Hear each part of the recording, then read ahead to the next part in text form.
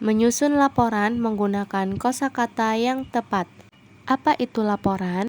Laporan adalah cerita hasil sebuah pengamatan.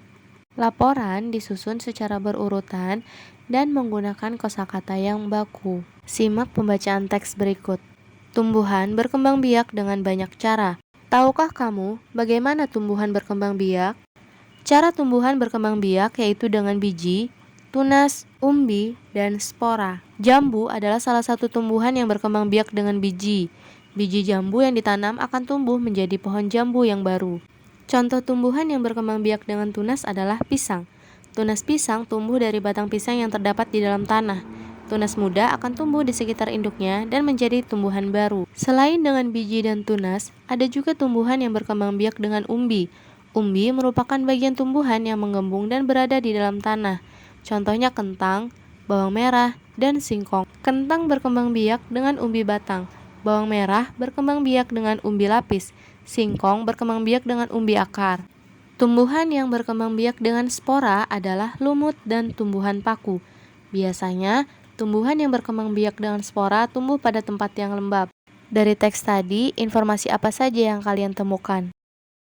Melengkapi informasi berdasarkan teks menggunakan kosakata yang tepat. Kamu dapat menggunakan kosakata yang kamu ketahui artinya untuk melengkapi sebuah informasi yang terdapat dalam suatu teks. Apabila ada kosakata yang belum kamu ketahui artinya, kamu dapat mencari arti kosakata tersebut di dalam Kamus Besar Bahasa Indonesia. Kamu juga bisa mencari arti kosakata dalam Kamus Besar Bahasa Indonesia secara daring. Menuliskan ciri-ciri tumbuhan khas Indonesia menggunakan kosakata yang tepat. Simaklah pembacaan teks berikut. Bunga nasional Indonesia. Indonesia memiliki beberapa jenis bunga yang dijadikan bunga nasional Indonesia. Bunga nasional Indonesia merupakan bunga asli Indonesia yang melambangkan kepribadian bangsa Indonesia. Bunga melati putih merupakan salah satu bunga nasional Indonesia yang dikenal dengan sebutan puspa bangsa. Ada jenis bunga lain yang termasuk bunga nasional Indonesia, yaitu bunga anggrek bulan dan bunga padma raksasa. Bunga anggrek bulan disebut dengan puspa pesona. Bunga padma raksasa atau Rafflesia arnoldi dikenal dengan sebutan puspa langka.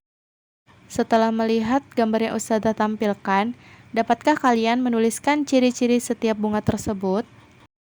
Membuat laporan menggunakan kosakata yang tepat. Kamu dapat membuat laporan dari hasil pengamatan, misalnya laporan tentang cara perkembangbiakan tumbuhan.